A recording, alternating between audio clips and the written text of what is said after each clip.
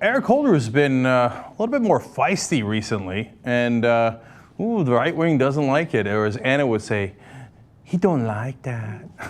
I don't know why she says that. Anyway, so he got feisty with Gohmert. He was doing a congressional hearing, and Louis Gohmert, who's fought with him in the past, brought up the idea that Attorney General Holder had not responded to some subpoenas, and that they were going to hold him in contempt of Congress. That was related to the old fight they had about the Fast and the Furious program. So Gohmert was trying to just mention that in passing, and Holder decided, I'm not going to let you get away with that. Let's watch. Sir, I've read you what your department promised, and it is inadequate, and I realize that contempt is not a big deal to our Attorney General, but it is important that we have proper oversight.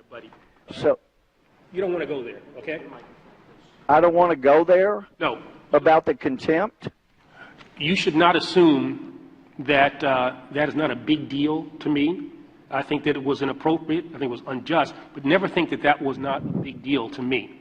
Don't ever think that. Well, I'm just looking for evidence, and normally we're known by our fruits, and there have been no indications that it was a big deal because your department has still not been forthcoming in producing the documents that were the subject of the contempt.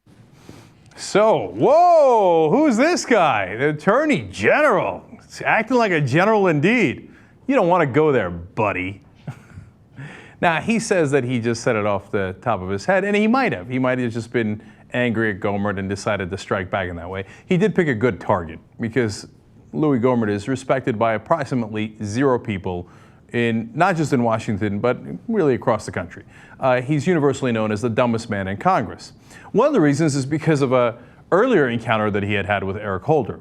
If you remember, this is what he said at the end of his time with Attorney General Holder back in the day.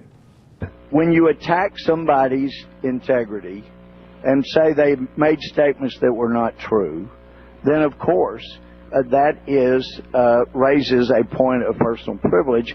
But the Attorney General failed to answer my questions about what was after what he went back to regular order, Mr. Chairman. Aspersions on my asparagus.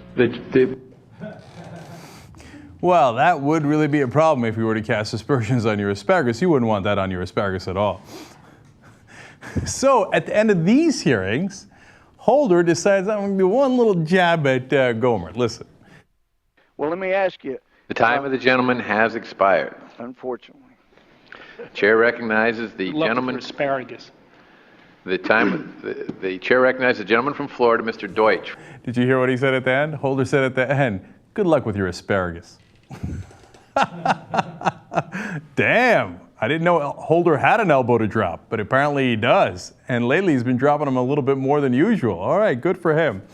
And then later he went on to say that it was unwarranted, ugly, and divisive adversity, and that what Attorney General has, and he asked what Attorney General has ever had to deal with that kind of treatment, what president has ever had to deal with that kind of treatment.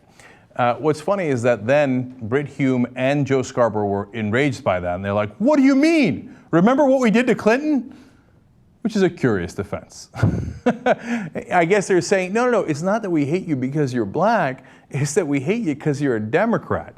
And the funny thing is they couldn't find any examples of Democrats doing that to a Republican president or attorney general. They had to say, and Scarborough literally said, I was there in the 90s, and we were even more vicious to Clinton. Oh, congratulations. That's a funny defense. Okay. And of course, Eric Holder says, look, I didn't mean it to be racial. It's just that it appears that it's gotten a little personal, and we've lost some civility in Congress. But I like that if we have lost that civility, which we most certainly have, that at least now some of the Democrats are fighting back.